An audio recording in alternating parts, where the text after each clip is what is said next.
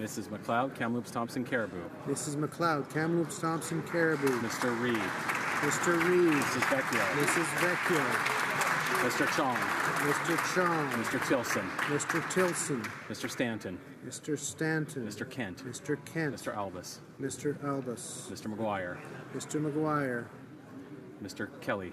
Mr. Kelly. Mr. Leipert. Mr. Leipert. Mr. Reyes. Mr. Reyes. Mr. Schmale. Mr. Schmale. Mr. Weber. Mr. Weber.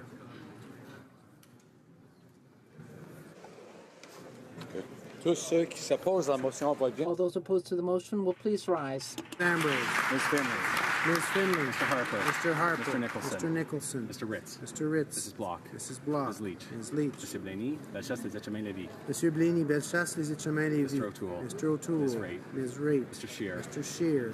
Monsieur Lebel. Monsieur Lebel. Ms. Watts. Ms. Watts. Mr. Kenny. Mr. Kenny. Mr. Clement. Mr. Clement. Ms. Rempel. Ms. Rempel. Ms. Bergen. Ms. Bergen. Mr. Bernier. Mr. Bernier. Mr. Van Loan. Mr. Van Loan. Mr. Strahl. Mr. Strahl. Mr. Clark. Mr. Clark. Mr. O'Brien. Mr. O'Brien. Monsieur Paulus. Mr. Paulus. Monsieur Poliev. Mr. Poiliev. Mr. Bazan. Mr. Bazan. Mr. Anderson. Mr. Anderson. Mr. Brown. Mr. Brown. Mr. Abultayev. Mr. Abultayev. Mrs. Wong. Mrs. Wong. Mr. Fast. Mr. Fast. Mr. Deltel. Mr. Deltel. Ms. Gladue. Ms. Gladue. Mr. Warwa. Mr. Warwa. Mr. Sorensen. Mr. Sorensen. Mrs. Gallant. Mrs. Gallant. Mr. Allison. Mr. Allison. Mr. Carey. Mr. Carey. Monsieur Lauzon, Stormont Dundas, South Glengarry. Monsieur Lauzon, Stormont Dundas, South Glengarry. Mr. Lukiski. Mr. Lukiski. Mr. Miller, Bruce Ray, Owen Sound. Mr. Miller, Bruce Gray, Owen Sound. Mr. Trost. Mr. Trost. Mr. McKenzie. Mr. McKenzie. Mr. Sweet. Mr. Sweet. Madame Boucher. Madame Boucher. Mr. Albrecht. Mr. Albrecht. Mr. Calkins. Mr. Calkins. Monsieur Gould. Mr. Gould. Mr. Lake. Mr. Lake. Mr. Shipley. Mr. Shipley. Mr. Van Kester. Mr. Van Kester. Mr. Dreeshen. Mr. Dreeshen. Mr. Lobb. Mr. Lobb. Mr. McColeman. Mr. McColeman. Mr. Richards. Mr. Richards. Monsieur Généreux. Mr. Généreux. Mr. Sopak. Mr. Sopak. Mr. Zimmer. Mr. Zimmer. Mr. Falk. Mr. Falk. Mr. Barlow. Mr. Barlow. Mr. Yerdega. Mr. Yerdega. Mr. Glinsky. Mr. Glinsky. Mr. Arnold. Mr. Arnold. Mr. Berthold. Mr. Berthold. Mr. Broussard. Mr. Broussard. Mr. Cooper. Mr. Cooper. Mr. Diaz. Mr. Diaz. Mr. Doherty. Mr. Doherty. Mr. Jennis. Mr. Jennis. Mr. Godin. Mr. Godin. Ms. Harder. Ms. Harder. Mr. Generous. Mr. General. Mr. Kitchen. Mr. Kitchen. Mr. Kimmich. Mr. Kimmich. Mr. Macaulay, Edmonton West. Mr. Macaulay, Edmonton West. Mr. Nuttall. Mr. Nuttall. Mr. Soroya. Mr. Soroya. Mr. Shields. Mr. Shields. Mrs. Stubbs. Mrs. Stubbs. Mr. Vierson. Mr. Vierson. Mrs. Wagenthal. Mrs. Wagenthal. Mr. Waugh. Mr. Waugh.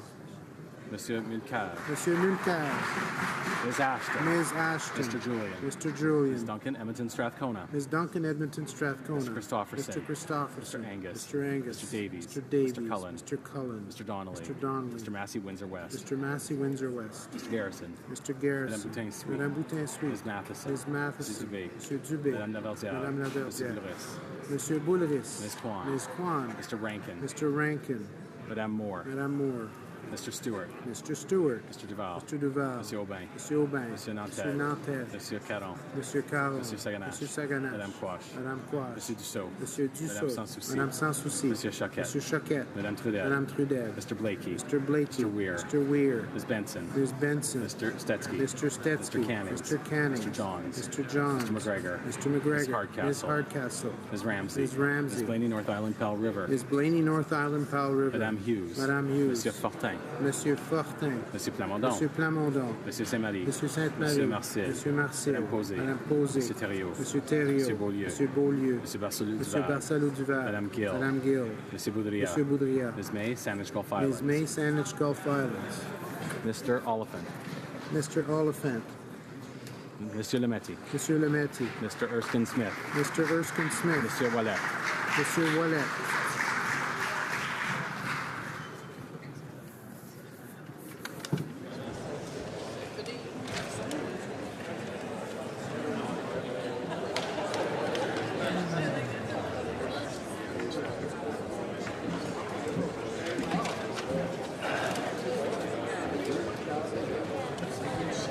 Yeas pour 186, 186. Nays contre 137, 137.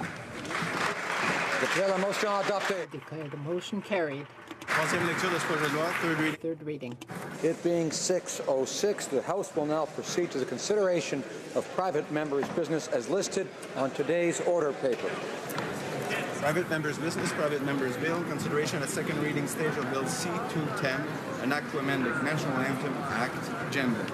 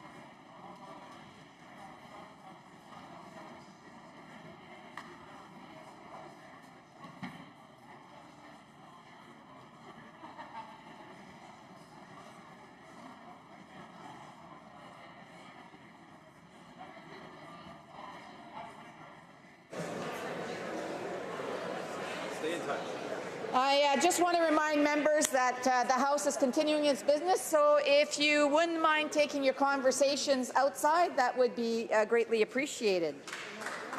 Alors, resuming debate, reprise de débat, l'honorable député. The honourable member for Abitibi-Témiscamingue. Thank you very much, Madam Speaker. I'm very pleased to speak to this bill, which is the latest in the long series of bills aimed at changing the English wording of the national anthem. I would first like to talk from the point of view of a Quebecer, and of course there are francophones outside Quebec, and just remind everyone that the national anthem was written first in French. The music was written by Calixa Lavallée and the lyrics by Adolphe Basile de Routier. So the English wording is actually a later edition and a version and an adaptation of what the French original wording was. So it's not an exact translation. It's a different set of lyrics. It's not a word-for-word translation of the original wording in French.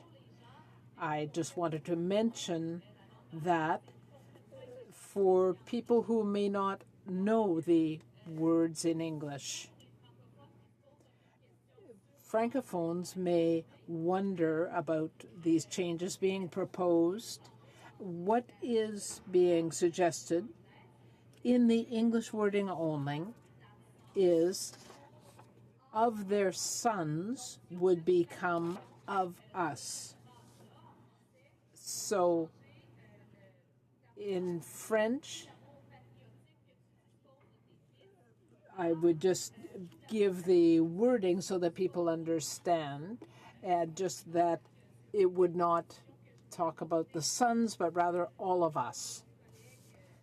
And I just wanted to explain that in French so that those listening to my speech in French who would like to hear what the change actually means will know. A number of attempts were made to translate the French words that Routier wrote into English between 1880 and 1907. Only the version that was composed by Robert Stanley Weir, who was a judge at Canada's Court of the Exchequer, became popular.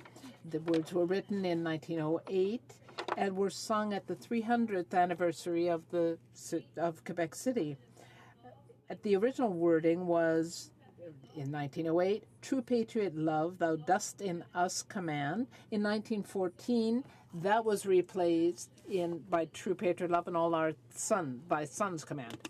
Was replaced the sentence "True patriot love, to thus in us command" by "True patriot love in all thy sons command." There is no clear answer on why the change was done, but a lot of people assume that it was because of the war. They want to make maybe the English version of the O Canada looking more patriotic, and it's why they decided at that time that replace those two words. So it's the explanation that come the more often. Now we have a bill under our scrutiny, another time to modify the HoC Canada to make it more inclusive by replacing the word all that son by all of us. We have to remember that women are 50% of the population.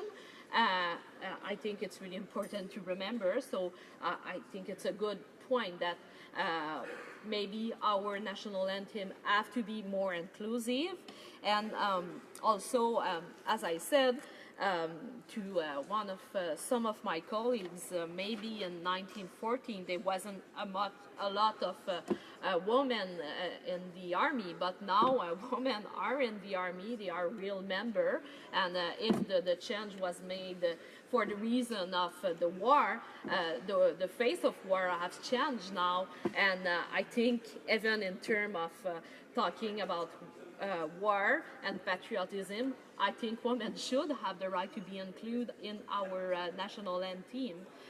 So it's why I think it's important to move forward with that bill. We had a number of bills that wanted to correct that that problem in our national anthem. The first one I had on my note was in 1984, so it's not like the first time we tried to get that change. I think now it's the time. I don't think it's fair to wait another 32 years to get that change. At that point, I think we will be really discouraged if it's take another 32 years. I think it's the right time to do it. We are in 2016. I think people in Canadian population will understand why we want to make that change. It's not a big change, and I think it's not a big change in terms of keeping the national anthem looking like there is not a big difference, but this difference is significant for women all across Canada, and it's why I think we should support the bill of my colleague of Ottawa-Vanier. He did a really good job on that. I have former colleague also, Libby Davis, work on that. So I think it's the right time to do it. Let's make our national anthem inclusive, and I think it's a good time to be singing the famous version with True Patriot in All of Us command. I will be proud to sing it that way, and I think it's what we should do. And I encourage all members of this House to make that change. Thank you. Reprise de débat, resume. Resuming debate. The député de Rivière. The honourable member for Rivière-des-Mille-Îles. Madam Speaker, I am proud to speak today to Bill C-210, an act to amend the National Anthem Act. The bill would replace the words "thy sons" by "of us" in the English version of the National Anthem to eliminate the sexism. Before speaking more, I would like to explain why I wanted to speak to this bill today. It was on the order paper in the House. I was supposed to present my private member's bill C-236 on interchange fees, but it was a no-brainer for me to allow my colleague for the member for Ottawa-Vanier to take my place. He, as we know, is fighting hard against the terrible disease, ALS. When we had the first hour of debate on Bill C-210, I was surprised by the lack of empathy by my colleagues in the opposition, the official opposition, who chose not to stop at 1 hour, but to force a second hour of debate. I think we need to be humane, compassionate, and open here, especially in this situation. I want to point out the wonderful work that the sponsor of the bill, the member for Ottawa-Vanier, has done. He's worked hard throughout his career to promote justice for everyone, and he is determined to have this new bill go through as part of his commitment. He has long defended human rights and official languages. He is a source of inspiration for all of us. As a member of the Official Languages Committee, I met the member for Ottawa-Vanier for the first time, and I had the wonderful opportunity to work with him.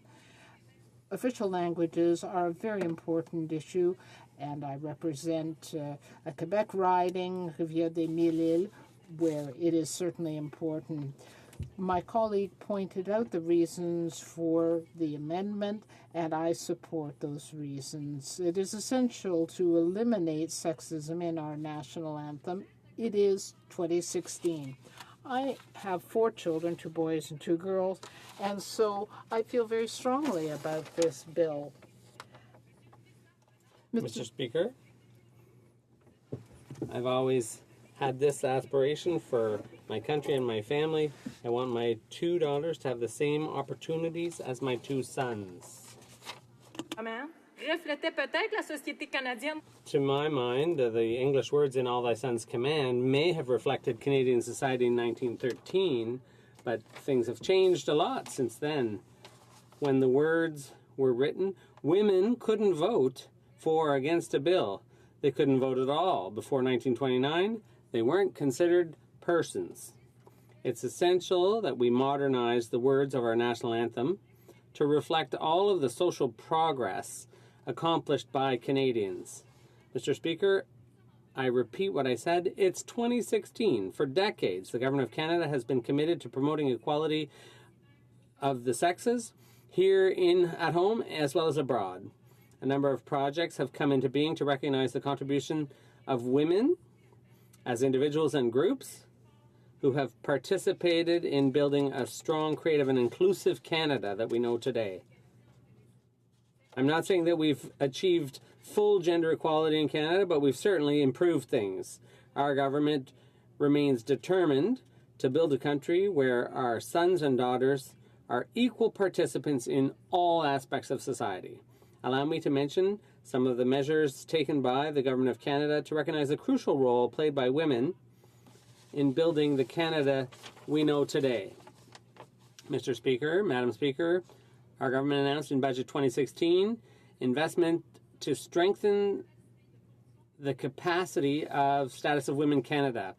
An investment of $23.3 million over 5 years, beginning in 2016-2017, will support local organizations working in the area of equality of the sexes and women's issues. These new funds will also support the creation within the organization of a specialized unit that will do research and evaluation and come up with new innovative research based on compelling data on women's issues. So with pride, our government announced that this is the 100th anniversary of women getting the vote, and this event is another opportunity to highlight and showcase the incredible accomplishments of female activists fighting for equality of the sexes. The Government of Canada's commitment to promoting equality of the sexes and women's rights is at the very heart of our foreign policy, and we're proud of it. The Minister of the Status of Women announced in March 2016 that the UN Commission on Women, that Canada will attempt to, she announced this at the Commission, that Canada will attempt to get a seat on the Commission for 2017 to 2021. This will enable Canada to play an even bigger role in the creation of a better future for women and girls in Canada and around the world. The change that my honourable colleague proposes would only change 2 words, but this very small change would be an important gesture for putting an end to the exclusion of women from our national anthem. That's why it's important for me to join with my colleague in supporting this bill.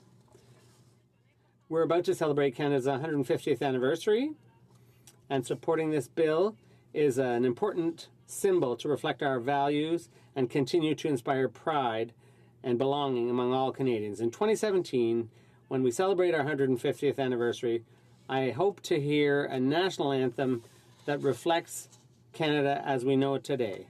To conclude, I'd like to thank my honourable colleague for tabling this bill. By supporting it, we clearly send the message to Canadians and the entire world that we are the champions of equality of the sexes, and we recognize the importance of women's contributions to our country.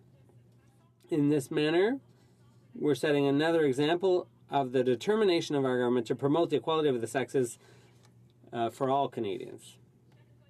Colleagues from Vanier, Ottawa, on behalf of my 2 sons and my 2 daughters, Thank you, to my colleague. Thank you, Madam Speaker. Et reprise de débat. The honourable member for Durham. Thank you very much, Madam Speaker. And speaking on this private member's bill, I think all members of this House are thinking of the member in question, our friend, the member from Ottawa-Vanier, who has brought this issue to the national consciousness on a couple of occasions and can't fully participate in a debate that he has helped create, but that regardless of what side of this debate you're on or the issues raised in it, every member of this place and indeed of Parliament and here in Ottawa, the nation's capital, hold our colleague and friend in tremendous high regard, and our thoughts are with him in this debate. Hear, hear. Please clap for our friend. And Madam Speaker, I think of my short time as Minister of Veterans Affairs. In the election, we had victory over Japan Day, victory in the Pacific, the 70th anniversary of that important milestone.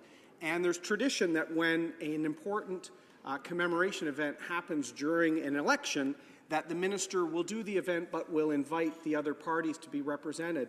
And I spent a day with my friend, the MP for Ottawa-Vanier, who was then a candidate, and I fully expected him just to come to the cenotaph and do a speech after I did and meet with a few of the veterans and then go back to his campaigning.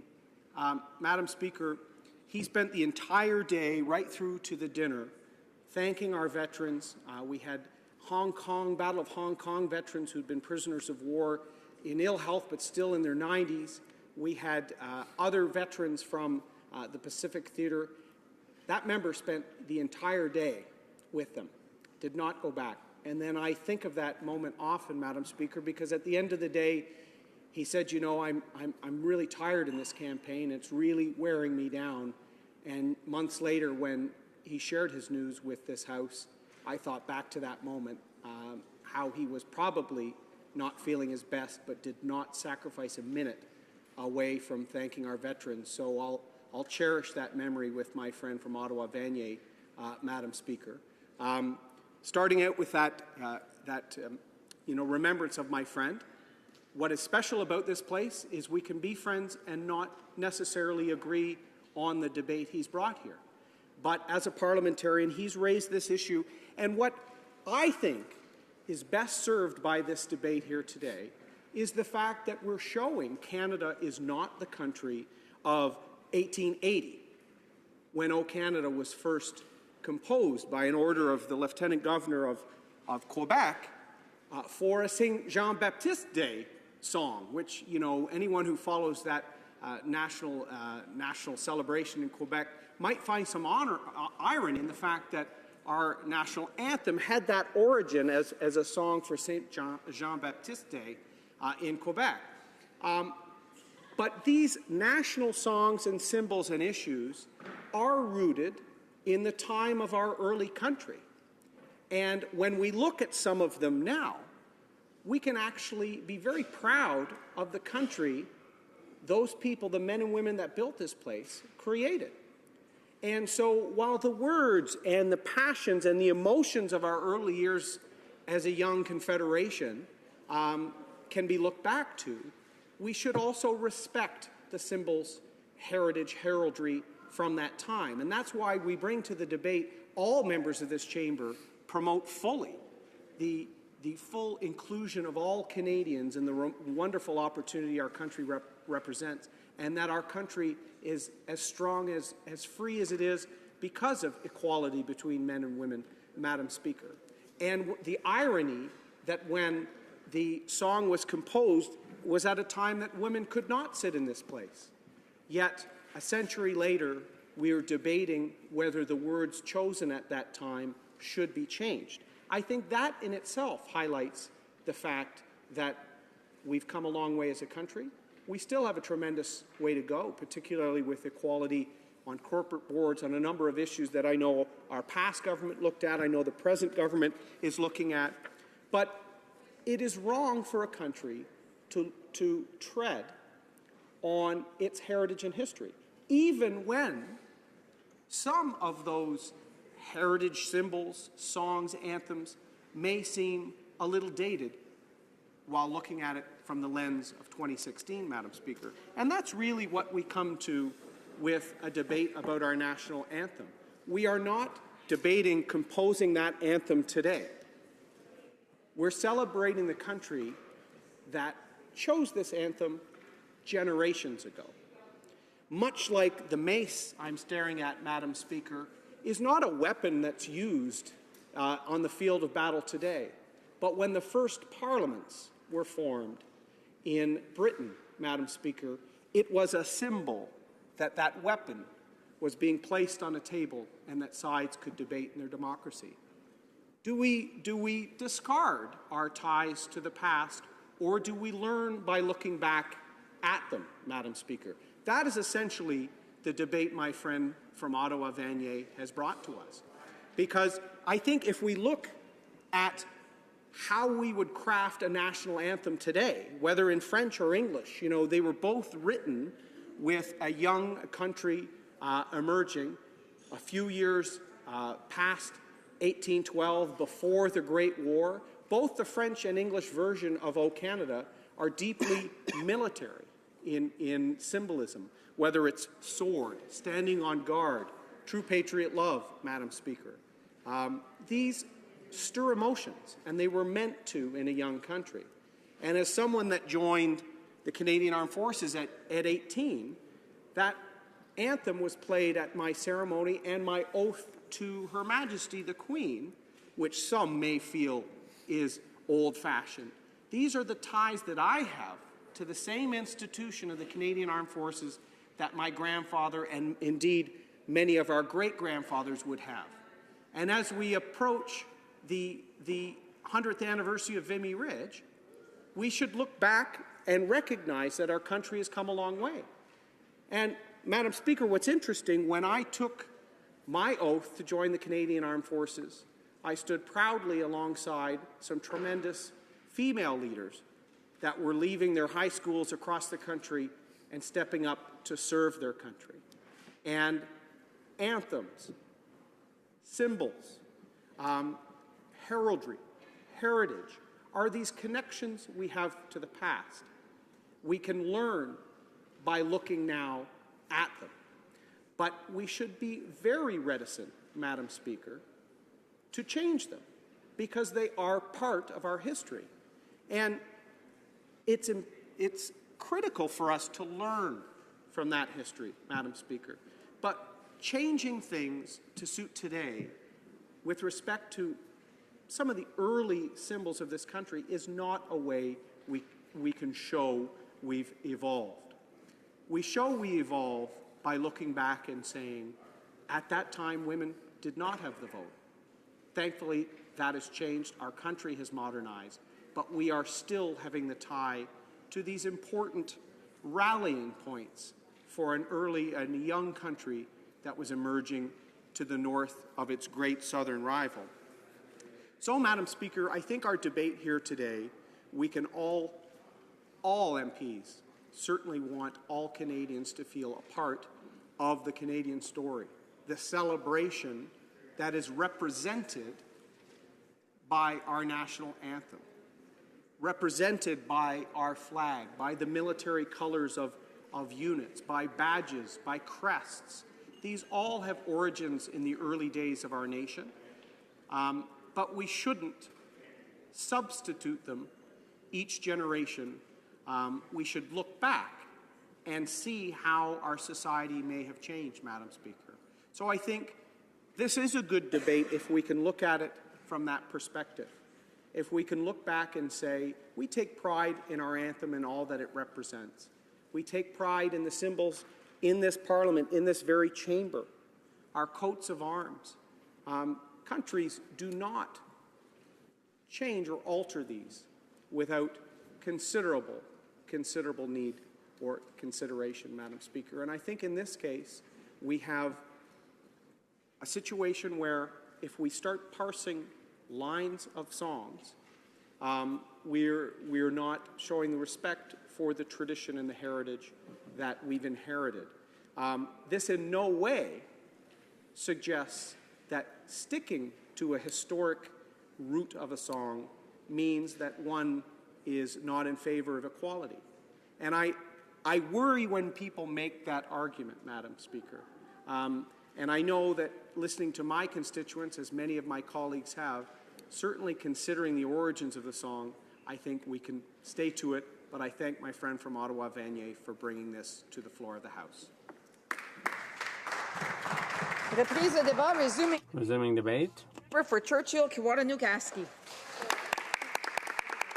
Thank you very much, Madam Speaker, and I'm proud to rise today in this House to speak to Bill C-210, an act to amend the National Anthem Act, and particularly this bill that proposes to reword the anthem so that it finally includes inclusive language in terms of gender. This is an important initiative put forward by the Member of Parliament for Ottawa, Vanier. And I, along with our members of our party, want to acknowledge his tireless efforts over time to achieve this historic change. This is a change that we are proud to support in the NDP. And I would like to acknowledge that this change was also proposed over the years by NDP members of Parliament such as Libby Davies and Sven Robinson. But like many efforts to achieve equality, we must also acknowledge the push that came from women outside of this place.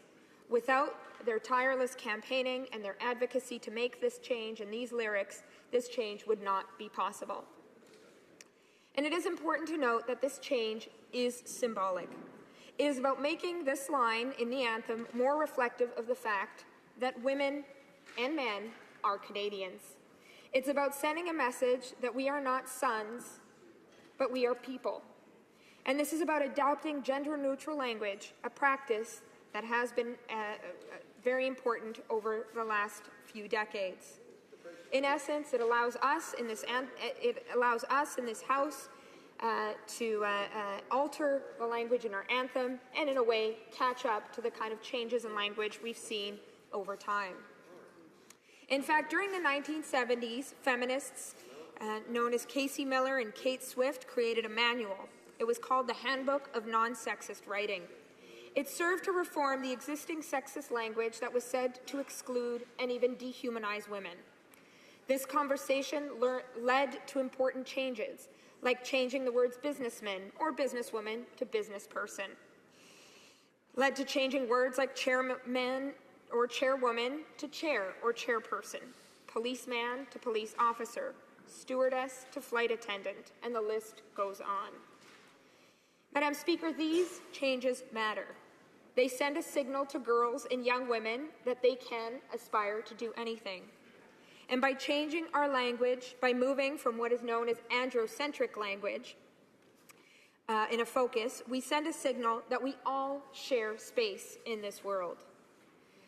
Feminists have argued that male terms contribute to making women invisible, that they obscure women's importance and distract attention from their or our existence. I also want to point out that changing this part of the anthem also means that the language would be inclusive of trans people or people that identify as gender neutral. Changing the anthem, or gender fluid, pardon me. Changing the anthem in this way sends the signal that we can all be just as proud to love our country. And we should celebrate that. But we shouldn't stop here. The anthem, as well as many of our national symbols, must be an accurate reflection of who we are. And the reality is that there is much work to be done. We know that so many of our symbols are not reflective of our history of nation building, premised truly on colonization and the attack on First Nations, Inuit, and Métis peoples. That we continue to live and work on unceded territories. That we continue to perpetuate racist attitudes and implement discriminatory policies. We also know that in many cases our national symbols also fail to reflect the racial and ethnic diversity of our country, or the fact that many people immigrated to Canada from around the world to help build the country that we are so proud of. We fail to recognize that while many have come as immigrants and have made Canada their home, others have only been able to come as migrant workers without access to the rights that any citizen would have. And so, Madam Speaker, much work remains to be done to make sure that our national symbols, and again, symbols they are reflective of the kind of reality that we all live in this country. These are important conversations that people are already having on a day-to-day basis. And I want to acknowledge the work of many that have taken part in the discussion around reconciliation and what reconciliation ought to mean. Those discussions also involve reforming and reshaping our national symbols.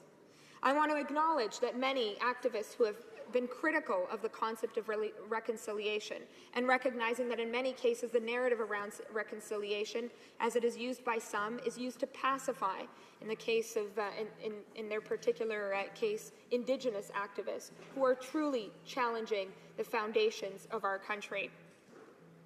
I also want to acknowledge the many that have called for a very critical lens when it comes to discussions around, yes, our national symbols, but also concepts of fairness and justice and what that might mean for racialized Canadians in particular. But going back to the notion that today is about symbols, I also want to acknowledge that we in the NDP have made it clear that, yes, this is an important step, and changing the one sentence in our anthem is critical. But it certainly isn't enough when we're talking about achieving gender equality in our country. And we are at a historic time.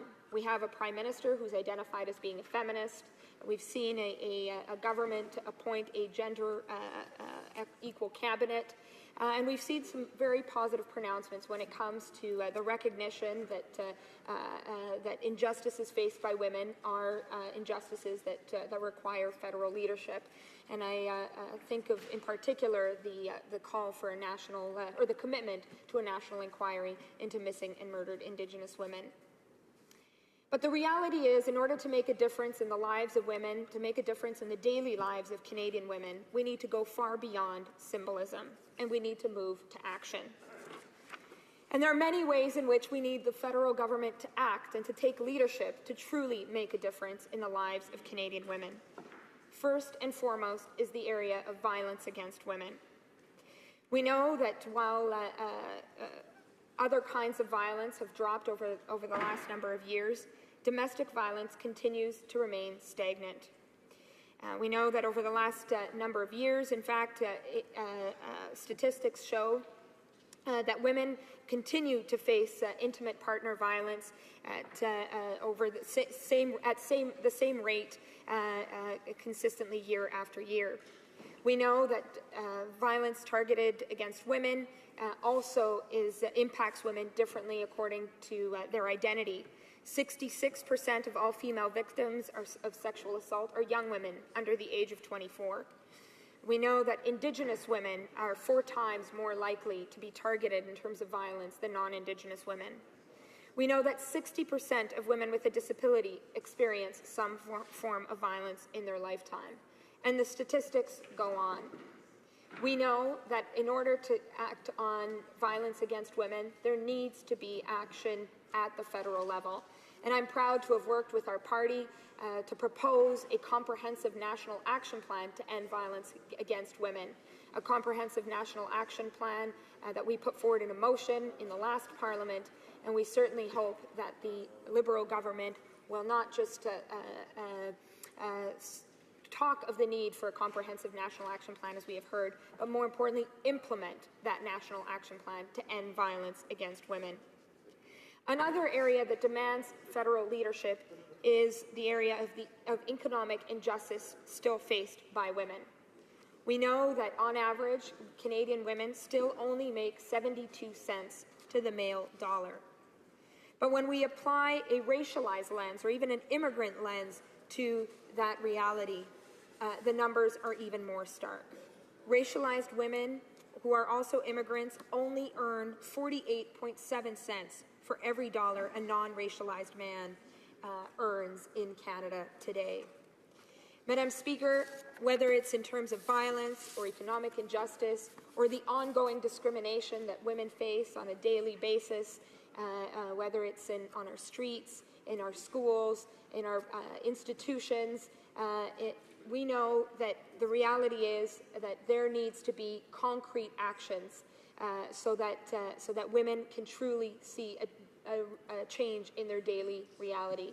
I also want to acknowledge the work that needs to be done in terms of childcare, the work that needs to be done in terms of strengthening our social safety net to support women, whether it's in terms of employment insurance, whether it's in terms of health care, and whether it's in terms of acknowledging the importance of how a strong social safety net contributes to women's equality. And so I would conclude by saying that while, yes, we are proud to support Bill C-210, an act to amend the National Anthem Act, we also ask that the government show leadership in that same vein and commit to concrete actions and concrete support in terms of funding in order to truly achieve equality for women in our country. Thank you. Reprise de débat, resuming debate. L'honorable secrétaire. The Honourable Parliamentary Secretary to the Minister of Innovation. Science and Economic Development. Thank you. It's quite the title, in fact. Well, thank you very much, Madam Speaker. It's an honor to speak to the House today about this bill, which is an act to amend the national anthem, which will change the English version of our national anthem. And the words "thy sons" will become "by us." And so we would have true patriot love in all of us command. Now, first and foremost, I'd like to thank the Honourable Member for Ottawa-Vanier for having brought forth this very important bill. His dedication to the principles of equality, gender equality, and justice, his extraordinary courage are a source of inspiration and an example for us all. The theme of this bill should be important for all Canadians, and I'm happy to address it. It reflects our values, and this bill is designed to remedy this situation and to make it better reflect Canadian reality. I'm sure that all would agree that the Canada we want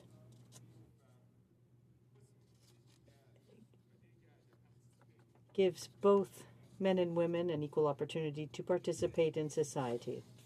I want to point out that the English and French versions of the national anthem are different.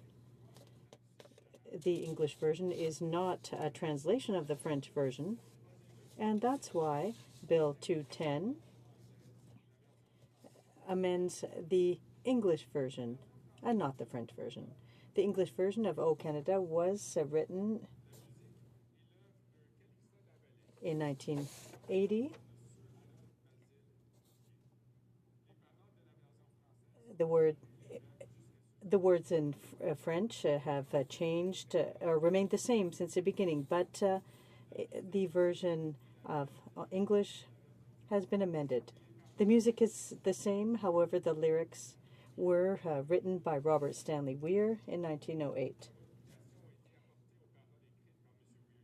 Now, a number of changes have been made since 1908, and the first what occurred in 1913. And I would like to correct something mentioned by the Honourable Member for BTB when Mr. Weir changed True Patriot Love Thou Dost command. He replaced it by True Patriot Love in All Thy Sons command. That change was made to honor men who had served in the armed forces on the eve of the war. And that version in 1913 became the version of O Canada when in 1980 the national anthem was adopted.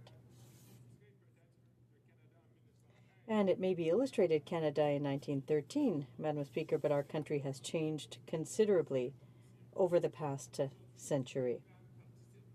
Today, women are active in all aspects of our lives and our society, including the national forces. In 1980, the National Anthem Act was adopted unanimously by the House, and it received royal assent the same day. It's important to point out that parties had agreed to limit debate on the National Anthem Act to one member from each party.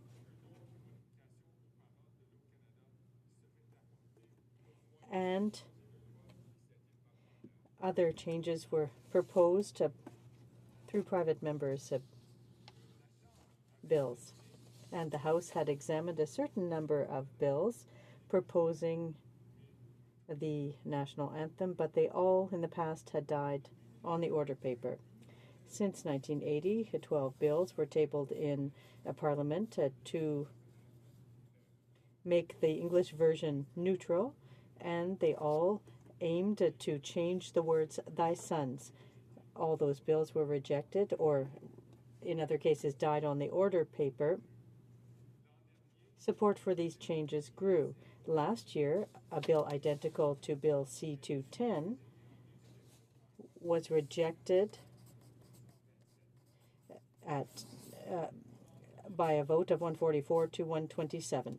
Public support for the change also has shown there's more support for this, and a survey conducted by Mainstream Technologies shows that 58% of Canadians support the changes proposed by Bill 210, C-210. After 34 years and 12 bills, it's time to go back to a neutral version of the bill in 1908. This change to our national anthem is something we've been waiting for too long, 36 years. The lyrics should have been changed when O Canada became our national anthem in 1980. I feel that it's important to make this change now, and I hope that members of the House will agree with me. The idea of changing a national symbol can give rise to a debate. People are sometimes reluctant to move away from a tradition. However, as I mentioned earlier, O Canada has only been our national anthem since 1980. It's 2016 now, and next year we will be celebrating the 150th anniversary of Confederation. It would be good for us to stop excluding women from their national anthem, and I urge the House to make up this lost time and to implement the changes being proposed in Bill C-210. Last November, our government received a great deal of support throughout the world when an equal number of men and women were appointed to cabinet. At that time, our Prime Minister spoke about how proud he was to appoint a gender-balanced cabinet to reflect Canada. The member for Ottawa-Vanier asked the following question: should a national symbol not to represent or be the reflection of the people it's supposed to represent? I sincerely believe that the 42nd Parliament should say yes, and very strongly so. Thank you very much, Madam Speaker. Resuming debate, reprise de débat, the honourable member for Calgary-Shepherd. Thank you, Madam Speaker. I want to thank also the previous member who spoke. He spoke very eloquently for his position, and I'm glad to be joining this debate at this late in the day. You know, when you join a debate this late in the hour, everything that is smart and interesting has already been spoken. And so I'm going to try to add to the debate a viewpoint that I don't think has been shared too often. And I actually ran a poll in my riding asking my constituents how I should vote. So I'm going to provide some of that information to this House and some of the background on how I'll be voting on this matter. So this isn't the first time, like other members have mentioned, that this matter has been proposed. There have been 10 attempts since the 1980s to change the second line of the English version of the anthem for both personal and for technical reasons. And in the previous Parliament, Bill C-624 was debated and considered on this matter. So successive parliaments have spent a lot of time ample time on this over the past few decades, debating whether there should be a change to the national anthem. And the previous Conservative government in 2010 proposed this change in no less than their throne speech. And so when the member for York Simcoe spoke earlier in the debates, and he alluded to this fact that even Weir's grandson had weighed in at that time and opposed a change to the national anthem. So I want to clear up one misconception that I heard earlier today. Was that it's arisen in the public and in this House as well that somehow the Conservative caucus blocked this bill earlier in the month. And I'm simply want to assure the House, and I don't believe that's true. They're simply following the usual legislative practice would be rather than adopting a special expedited process that we could have a fulsome debate again on this subject, and as well to allow me an opportunity to rise in the House and have an opportunity to speak to this on behalf of my constituents. And initially, I know this will shock many, but I was actually going to support this bill. I was going to vote for it, and I thought, changing the words and adopting the "in all of us" command would have returned the wording closer to the 1908 version by Mr. Justice Robert Stanley Weir, and I thought that would be the correct thing to do. And as an originalist myself, I would consider that a reasonable legislative amendment to our national anthem. And when I approach all matters of legislation, I look at our Constitution, I'm an originalist. I like to stay within the bounds of what our founders intended for us to do, both in the Constitution and with the symbols that represent Canada. And since then, and since the bill was first tabled and first debated, I've heard loud and clear from my constituents in Calgary-Shepherd through a poll I conducted both through my website and I promoted it online through my Facebook page. My constituents are 87% opposed to this change, and accordingly, I'll be voting against this bill unless more of my constituents vote in this online poll and sway me the other way. And, I received hundreds of comments, both public comments and emails and phone calls of people explaining to me the reasons why they thought that their local members should vote against this bill. And so I'm attuned to the fact that this isn't just a vote that I have to exercise based on what I believe is best and using what I know and the facts as that they're laid before me, but I'm also a representative of my constituents, and they have been very clear with me that they are opposed to this change. And I have also mindful that there was a poll that was done called Sing All of Us by Main Street. That's often been referred to as a 2016 national poll conducted by Main Street Research in May. And it's true that they found that 62% of Canadians supported this change of wording from all thy sons command to in all of us command to its original English wording. And in fact, the questions that they had put forward were saying that it's quite possible that 38% that were not in favor of it, a great deal of them happened to be in my constituency and happened to be greatly opposed to this. So I note that the news release that Main Street issued promoted the notion that Canadians supported a gender-neutral national anthem. But if you actually look at the questions they put forward in their poll that they issued, they have the script very handily put into the report, they make no such argument, and they didn't put forward questions asking whether there should be a gender-neutral national anthem. Instead, they asked the following two questions. I'm just going to read them here. The original English anthem uses the word us. The current version uses thy sons. Which version do you believe is most appropriate? I actually used a question very similar to this to ask my constituents which version they should use. I actually took the 1908 version and the current version, put them side by side, and put in big bolded text the changes that were going to be made. So, and the second question that Main Street used here is, there's a private member's bill in the House of Commons to restore the meaning of the original English anthem.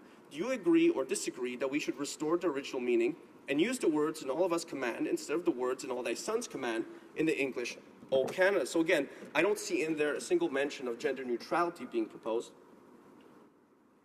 But what I do see, those are questions about restoration and returning something to their original meaning and what they were like in 1908, closer to the true original meaning of the anthem at the time. Now, those are questions asking Canadians whether to change a national symbol back to a previous version, whether that would be a good idea, not whether there is a sufficient gender neutrality or parity in the language. So I'm going to add that the promotional material as well used by Main Street in that poll doesn't match the questions asked by the firm. I know it's been used by the proponents of this change, that this poll has been used oftentimes to show that Canadians, in fact, do support it massively. But what Canadians support is retaining our national symbols the way they are very often and keeping to our traditions as much as possible. I also disagree with the argument made by many in the House and outside that the proposed changes to ensure the gender neutrality of the wording. And I'm not opposed to that in a general way. I'm just, in this particular one, I think that the argument implies that the English language is incapable of allusions, allegory, imagery, metaphors, or irony, and that somehow the English language is very static. And we know that not to be a fact. Many members use allegory, metaphors, and irony in their speeches in the House, using words that 100, 200 years ago had a completely different meaning. So I'll note that Andrew Coyne made the same argument in a National Post comment that appeared May 9, 2016 online, and wrote that if all thy sons ever meant just the guys, it doesn't do so now. And I very much agree with him. And it requires an extraordinary effort of obtuseness to claim that it does. I'm using his words here, just quoting what he said. And after all, many of the same proponents of this view of a static meaning of words are also enthusiastic proponents of a legal theory called the living tree when approaching the law and approaching a constitution, whereby a constitution that serves the basis of all laws in a country can be reinterpreted endlessly at times with new meaning, including new words being found in it, new sentences being read into it, being read into the law. And so I'm conscious that in Canada, we accept that the English language changes. Like all languages are not static. They change with the times, and words take on new meaning. And in the case of the anthem, I really do believe that it's all-inclusive. And if it meant a very specific thing 100 years ago, it doesn't mean that necessarily today. So before O Canada was officially adopted in the 1980s as an official anthem, we used God Save the Queen. Now, will we be changing that as well? You know, it remains still our royal anthem here in Canada. And we have many national symbols, including coats of arms, mottos, national flags, official colors, the maple tree, the beaver, the national horse, our national sports, and the tartan. How many of those should we start to change as well to achieve some type of goals of either restoring them to the original status, maybe in 1867? You know, how far do we need to go back, or to ensure gender neutrality? And when is it appropriate to change the symbols of Canada? Is there a rush to change them? Does they need fulsome debate? We've had 20, 25, 30 years of different individuals considering the matter and proposing changes to our different symbols. So provinces and territories also have their own symbols, which residents of them cherish to various degrees. And I'm from Alberta, Madam Speaker. And back home, I think we all unofficially sing a tune called Alberta Bound by Paul Brand as our anthem back home. A few lyrics from that song, just because it's so good.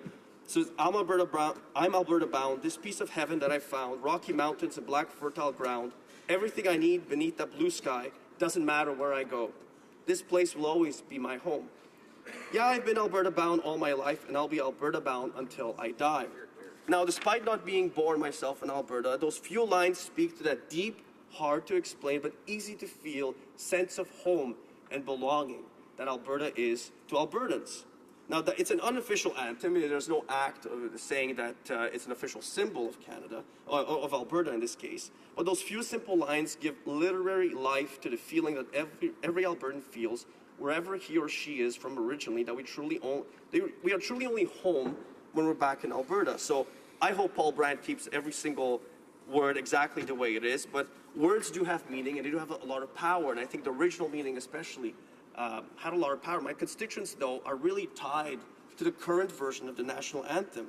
And I deeply respect the motivation of the mover of this motion, the member for Ottawa-Vanier, and he's offered us yet another opportunity to have vigorous debate on this topic. And I salute his stamina and his strength as he battles his illness. It's courageous to see a man like that do it with such grace and power. It gives heart to people like me with kids with a chronic kidney condition, and they can do it too. They can outlast it as well. But at the end of the day, I have to listen to my constituents who are vastly opposed to this bill, and to Canadians who in 2010 so strongly opposed the amendment to the national anthem, and I must vote against this bill. Thank you, Madam Speaker. Resuming debate, reprise de débat, the honourable member for Sherwood Park, Fort Saskatchewan. Thank you, Madam Speaker. And how much time do I have left? 6 minutes, okay. Thank you very much, Madam Speaker, and I do want to begin my remarks on this important bill by paying tribute to the work done by the member for Ottawa-Vanier. Of course, we can still have differences of opinion with respect to this bill, but I think the discussion we're having it's important to recognize his courage and his commitment to a cause that we may not all agree with, but nonetheless the importance of his willingness to absolutely preserve, to put forward a principle that's important to him and reflects a long-term project of his. Now, I have to say, Madam Speaker, that I have thought quite a bit about this bill. I know some have taken the view during this debate that these things sort of can never change. And that's not my view. I am open to a conversation about the wording, and I think it's a conversation that there is no harm in having.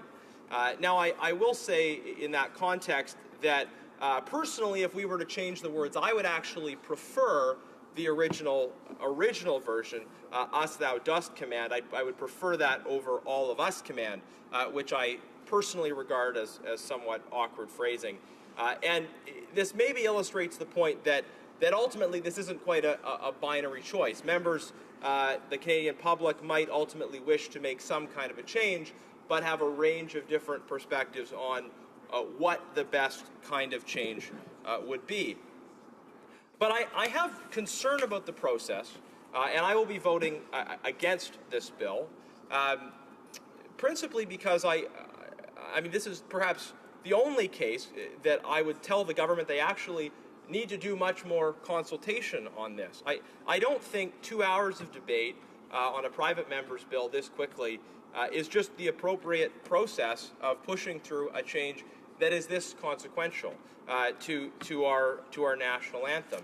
And it seems perhaps strange that I would say that, given on so many files we make the opposite criticism of the government, that it seems that they are dragging out and punting down the road decisions that could actually be taken much more quickly. But then on other files, and particularly in this case, there is a will to, it seems, expedite this. And in fact, there was some criticism in the media of Conservative members for wishing to complete the first hour and continue to a second hour. There were, I think, members of the government who felt that we should just let the debate shut down and have the vote right then. And I think this is fundamentally irresponsible. And I do understand, of course, the desire to move this along because of the situation, the health situation of the member for Ottawa-Vanier. But I think we do him better tribute if we give this the thorough discussion, we engage in the necessary conversation and consultation with Canadians as part of that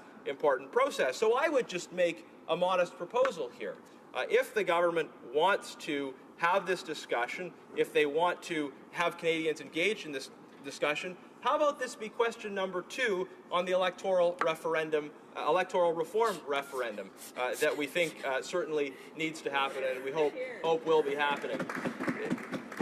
This, Madam Speaker, again, if members of the government are eager to have this conversation, I just don't think that rushing this through the vehicle of a private member's bill, and I also don't think that prescribing specific new wording is the way to go. I think having a conversation which engages Canadians and then ultimately puts the question to Canadians. I do think that a process that engaged Canadians in the discussion would be more effective, because I also, you know, it seems to me that there are likely many Canadians that don't even know that we're having a conversation this consequential about changing our national anthem, Madam Speaker. I know some members have talked, my friend from Calgary, Shepherd in particular, about significant engagement they've done with their constituents on this issue, but I suspect all the same that there are many Canadians that are not following the debates in this place in detail, and would be surprised to find if in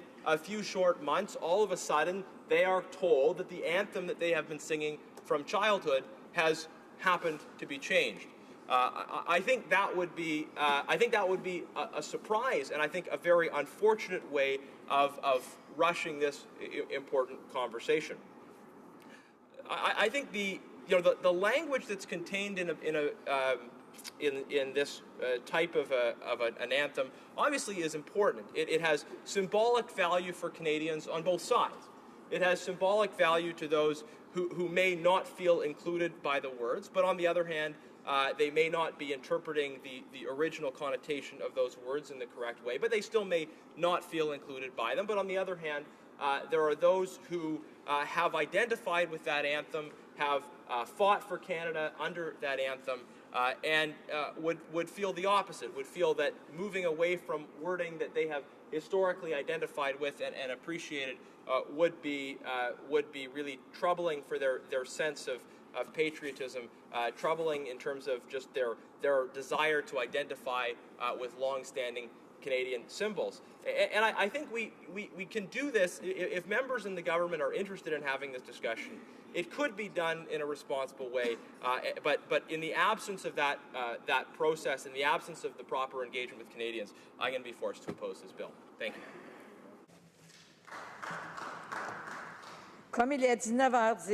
It being 7:10, the time allowed for the debate is expired.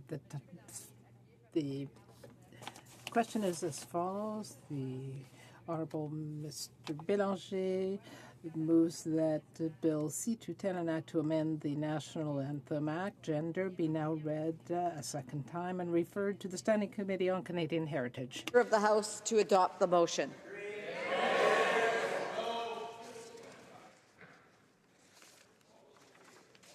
All those in favour of the motion, please say yay.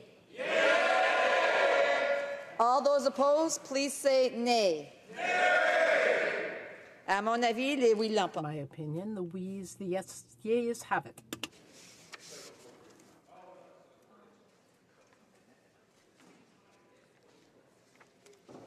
Pursuant to Standing Order 93, the recorded division stands deferred until Wednesday, June 1st, 2016, immediately before the time provided for private members' business.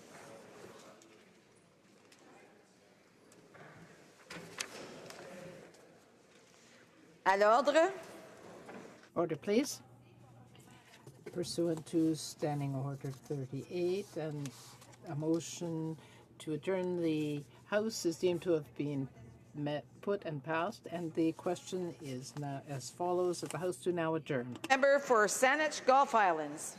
Thank you, Madam Speaker. It's my honour this evening to take up a question I originally asked the Prime Minister on the subject of the Paris Accord on climate change, and I asked him if he was planning to attend the April 22nd United Nations meeting at which the Paris Accord would be open for signing. But the second part of my question, which is still relevant, is whether we would be presenting at that occasion more robust targets. It's entirely my pleasure to report that, of course, the Prime Minister did personally attend at the United Nations General Assembly. It was a record breaker for the United Nations system that on the first day open for official signing of a treaty, for the first time ever, more than 174 countries signed on one day. And it was wonderful that our Prime Minister and our Minister for Environment and Climate Change were both present. To give it context, there are 195 countries that have confirmed that they will be signing. So every country on earth is committed to this agreement. Now, a lot of people watching these debates may wonder, what does the Paris Accord accomplish? And this is what I want to focus upon in the time remaining. It's either an agreement that's an enormous success or it's a sham. And I believe it will be an enormous success. But in order to succeed in achieving the long-term target, which is to ensure that global average temperatures do not exceed 1.5 degrees Celsius, what they were before the industrialized revolution, in order to achieve that, we need to have very robust action plans from every government. As Secretary General of the United Nations said on that occasion of the signing ceremony in the UN General Assembly headquarters, he said, the window of opportunity to avoid 1.5 degrees is closing very rapidly. Now, crunching the numbers as scientists do, you look at all of the targets, they're now referred to as intended nationally determined contributions. You take the aggregate of all of those targets, assume every country is going to meet its target. What is the impact? Do we avoid 1.5 degrees? Do we hold it to less than 2? And the horrible truth is the range of global average temperature increase takes us well past the danger zone and potentially into the area that scientists don't want to talk about, of runaway global warming, where the amount of anthropogenic warming triggers a non-stop warming effect globally. Planetary disaster, catastrophic impacts will ensue. The range, if every country achieves its targets, is 2.7 to 3.5 degrees Celsius global average temperature increase. Now, in this currently, Canada's INDC is that left behind by the previous government, which is why I raised this with the Prime Minister and raise it again tonight with the Parliamentary Secretary. It's quite clear that Canada showed leadership at COP21 in Paris. Canada again showed leadership in signing on the opening day and on the Prime Minister's rather prominent role in that signing ceremony. Now we have to show leadership by withdrawing the INDC that's currently tabled, left by the previous government, of 30% below 2005 levels by 2030. It is far weaker than that of our U.S. partners. The Barack Obama administration has an end date of 2025. It's my absolute contention, assertion, and in fact, I'm begging the government to change our target to coincide with that of the U.S., at least advance it to close by 2025. Then, as the Paris Agreement goes through global stock-taking, we'll be reviewed in concert with the U.S. Honourable Parliamentary Secretary to the Minister of Environment and Climate Change. Thank you, Madam Speaker, and thank you very much to the honourable member for the question. I'd like to start by acknowledging the party leaders, the provincial leaders and territorial leaders, Indigenous leaders and members of Canadian civil society who came together from across the country and participated constructively in the negotiations at Paris just a few short months ago. Our government very intentionally adopted an inclusive approach to these important negotiations in order to send a clear message to the international community. One, that Canada takes the threat of climate change very seriously, and two, that climate change should very much be a non-partisan issue. As the honourable member, I too am very proud of the leadership role that Canada, its Prime Minister, its Minister of Environment and Climate Change, and its entire delegation played at Paris. Maintaining the momentum established in Paris has and will continue to be very important. A key first step in this regard will be to ensure that the Paris Agreement is brought into force as soon as possible. As the member opposite is aware, the Prime Minister, and as she acknowledged, the Prime Minister signed the Paris Agreement on behalf of Canada at the UN headquarters in New York on April the 22nd. Domestically, what is most important is how now Canada works to develop and implement specific policies to address greenhouse gas emissions and clean growth. This government takes the commitments made in Paris very, very seriously. We are presently working on a detailed strategy that will enable us to ensure that we meet or exceed our currently stated target. Given the decade of complete inaction on climate change that we experienced under the previous government, Canada has made virtually no progress over the past decade with regard to addressing greenhouse gas emissions. In fact, if one looks at Canada's projected emissions profile in 2030, taking into account actions taken at the provincial and municipal levels to date, we are projected to have emissions of approximately 9% above 2005 levels by 2030 versus the current target of 30% below. Given the lack of progress in the 10 years since the previous Conservative government established the 30% below 2005 target, this target now represents a highly ambitious goal. In terms of a climate plan for Canada, as the honourable member is aware, the Prime Minister met with the premiers in the provinces and territories to discuss climate change and what Canada must do to achieve its targets. The Vancouver Declaration established a framework for the development of a detailed plan as to how Canada will begin the transition to a stronger, more resilient, low-carbon economy. As First Ministers agreed at that time, we will promote clean and innovative economic growth that creates jobs for Canadians, we will ensure that carbon pricing exists, and we will invest in both adaptation and mitigation of greenhouse gas emissions. First Ministers will meet this fall to finalize that plan. We've also taken action with the Americans on a number of fronts, specifically with respect to reducing methane emissions to 40% below 2012 levels by 2025. Canadians recognize the enormous strides that have been taken in this file over the past number of years. In my mind, we have a moral imperative to get this right for our children and our grandchildren. We also have an economic imperative to get this right to ensure a strong and robust Canadian economy continues to thrive as we move towards a lower carbon future. I'm proud to be part of a government that is demonstrating strong leadership globally and domestically. I'm also pleased to be part of a government that is desirous of engaging Canadians of all political stripes in this important conversation. I know that the honourable member opposite cares deeply about this issue, as do I, and that she has many thoughtful things to say regarding these issues, and I look forward to working with her to ensure that we are collectively successful on this important file. The honourable member for Saanich Gulf Islands. Thank you, Madam Speaker. And of course, I don't disagree with a single thing that the Parliamentary Secretary has said about the last 10 years. In fact, I'll go farther and say that in 2005, the previous government of the Right Honourable Paul Martin had in place a plan that would have taken us very close to Kyoto targets. It was immediately cancelled by the previous Prime Minister when he took office. But that's still not good enough. It's not going to be enough for the new Liberal government to be much, much better than the previous government. We actually have to do what's necessary. And what's necessary to avoid 1.5 degrees Celsius means not just drilling down domestically into how we almost meet or meet the target of the previous government.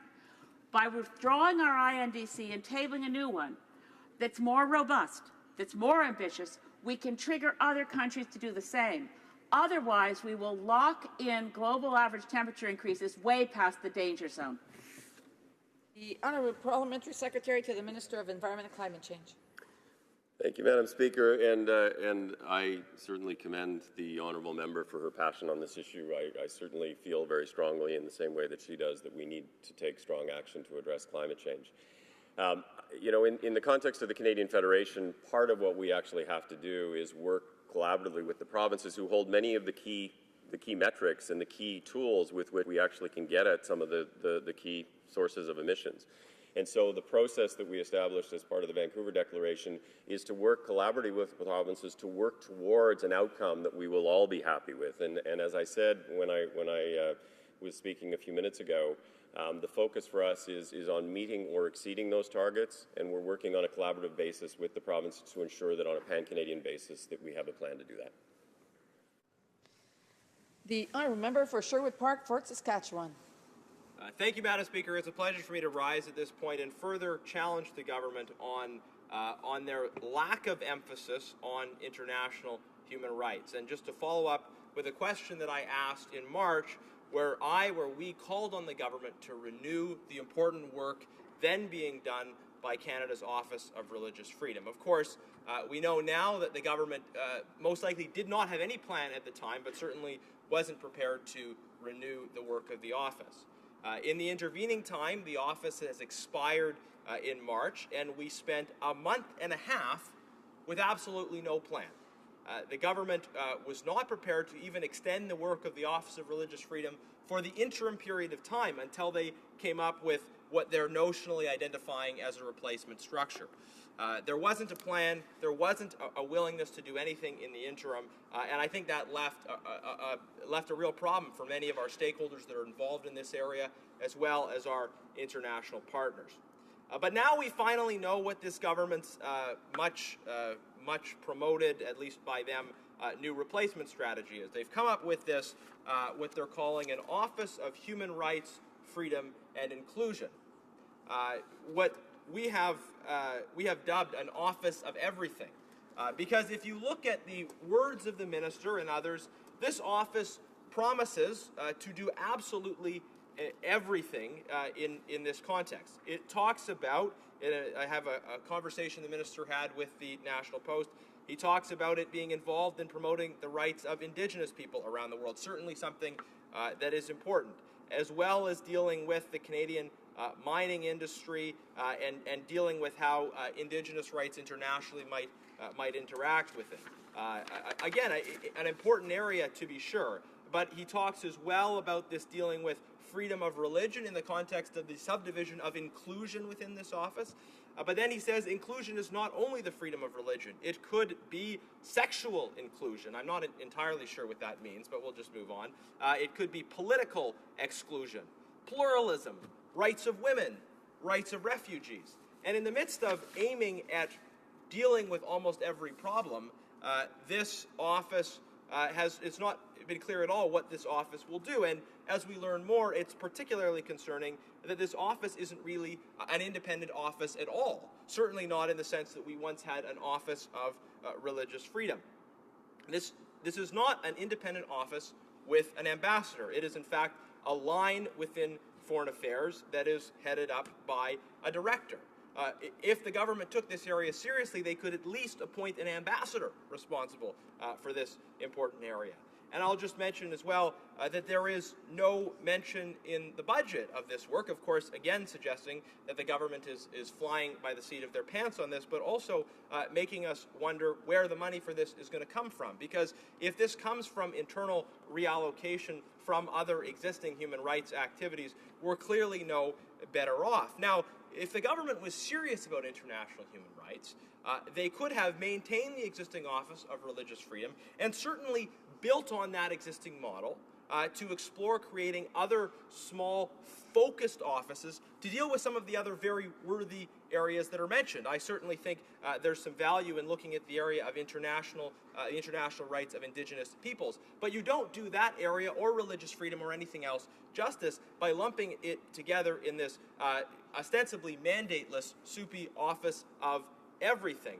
So I want to ask the government again, are they willing to do the responsible thing and use the model that worked, renew the Office of Religious Freedom? The Honourable Parliamentary Secretary to the Minister of Foreign Affairs. Thank you, Madam Speaker. I'm happy to share with the Honourable Member, again, the government's plan for defending human rights.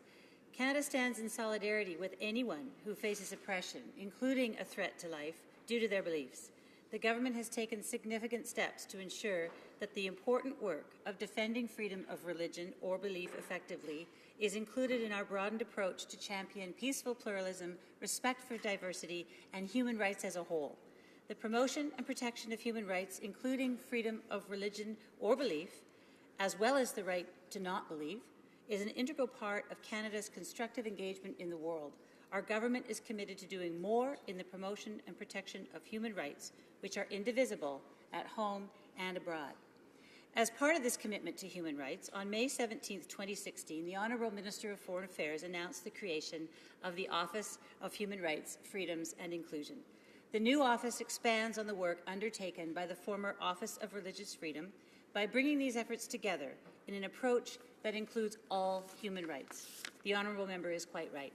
Madam Speaker, I'm proud to say that all Canadian heads of mission will make the promotion of human rights, freedoms and inclusion part of their core objectives. Canada's permanent representatives to the United Nations in New York City and Geneva will have a clear mandate for the advancement of human rights. This is a key component of Canada's renewed engagement with the United Nations. As well, the budget dedicated to the promotion of human rights, including freedom of religion or belief, will be $15 million, which is 3 times the amount originally committed to the former Office of Religious Freedom. Madam Speaker, the integration of freedom of religion or belief within a human rights framework provides Canada with enhanced ways to advocate for all rights and freedoms, including the rights of women and children, refugees, Indigenous peoples, sexual minorities, and the freedom of religion or belief, for example. It reflects our enhanced effort to advance peaceful pluralism, respect for diversity, and inclusion. The Office of Human Rights, Freedoms and Inclusion does more to enrich our societies by including those often marginalized in civic engagement and public discourse, regardless of their place of birth, mother tongue, gender, sexual orientation, religion, or beliefs. Madam Speaker, there is much to improve upon in the field of human rights, here at home and abroad. The Government of Canada is working continuously to promote positive change. Thank you. The Honourable Member for Sherwood Park, Fort Saskatchewan. Thank you, Madam Speaker. Well, you know, it's mystifying that the government, vaunts this new Office of Everything, but can't answer some very simple questions about it. I would like to hear from the Parliamentary Secretary what this office will actually do. I would like to know why this office is not a real independent office in the same sense that the previous office was. Why is there not an ambassador who has the ability to speak and raise these issues in a clear public way? Is this new money, or is this just the product of internal reallocation, potentially away from existing human rights activities? And finally, why the absence of focus? Of course, we all recognize that human rights issues are interconnected, but if you're focused on everything, then you're not focused on anything. So instead of this Office of Everything approach, can the government answer some of these at least clear questions and commit to a focus on some of these important areas of international human rights? Parliamentary Secretary to the Minister of Environment. Thank you, Madam. Or of Foreign Affairs, That's sorry. okay. Thank you, Madam Speaker. Well, as I have said, the heads of mission throughout the world, acting on behalf of the Government of Canada, will put human rights, freedoms, and inclusion at the heart of what they do each day. Global Affairs Canada is building on the work that has been accomplished in the promotion of the freedom of religion or belief and enhancing Canada's efforts to protect and promote peaceful pluralism, respect for diversity, and human rights internationally. As we know, human rights are universal, indivisible, interrelated, and interdependent. The promotion and protection of human rights, including freedom of religion and belief, is an integral part of Canada's constructive engagement in the world. Thank you very much. The motion to adjourn is now deemed adopted. Accordingly, the House stands adjourned until tomorrow at 2 p.m. pursuant to the Standing Order 24.